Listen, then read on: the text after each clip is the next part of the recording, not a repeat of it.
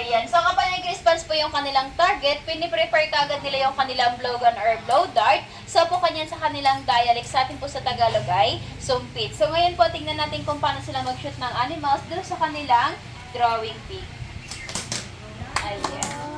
Wow. And actually po, they can hit farther than yan ng 30 meters gamit lang ng kanilang sapukan. And gamit yung kanilang tatlong materials, buhay na bato, piece of metal, at saka yung kanilang wild cotton. Ayan. So, kapag visible na yung usok, ililipat lang kaagad nila sa mga dry leaves or dry grass. Ihipan nila ng ihipan hanggang sa makaka-create sila ng mas malaking apoy. So, ganyan po sila ka-survival. Dati po sa bundok walang mga phosphor or kaya ng lighters.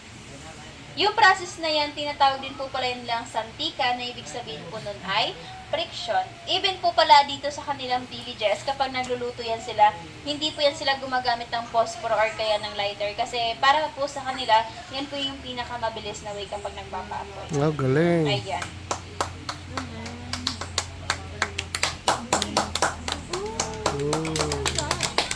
Kahit po yung mga 3 to 4 years old, tulad po nun, marunong po yun magpaapoy. Kasi sa kanila po sa bundok, tinuturuan na yun po yun nila kaagad.